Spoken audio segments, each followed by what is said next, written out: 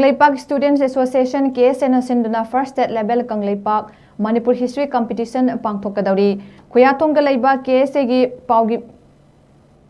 office ta pangthokiba paugi mifam amada phongdokibani Sanjoy Khulapam Secretary General case ena phongdorakpada sahi lising kyagi puwari leidiba Kangleipak Manipur asigi puwari bu matam sangna miraiduna lakpana maram oiduna haurakliba khunaina iramdam asigi puwari bu mapung fana khangbagi chang yamna nemli maramaduna ngasigi mirolgi mahairoi sing asida aikogi puwari khanghanduna apunba Kangleipak amagi wakhalon adu sagona handuna Kangleipak ki apunba nationalism gi wakhalon hena telhandabagi damak amadi hena thijiningbagi wakhalon mahairoi singda fahonnabagi wakhalonda Kangleipak Student Association case na Sinduna lakliba August ki tarik 12 da explore the history of Kangleipak haiba theme da competition asi class 7 degina 8 phauba 9 degina 10 11 degina 12 haiba category ahum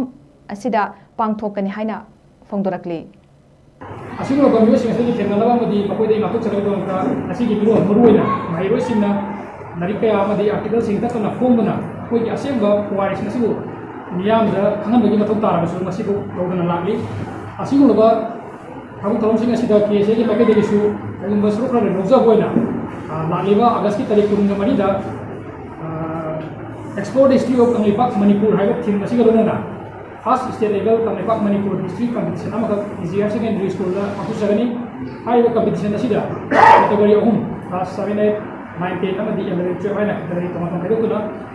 history ya sih competition nasi ki, mai pak nama competition nasi ki, hari atau tanah bagi wakal londa. Manipur history is we have teaching the Wakalo Namadi, Kangleipak Namadi, and Namada Pakuteva, history competition as you go. Manipur like my Rosina, Yabiduna, Pam, you already lay Manipur in Yamasu, Mate, Pambiduna, Kesena, Konzana Sida, Saudi Abihana, electronic, Medagi, Kutami, Kesena.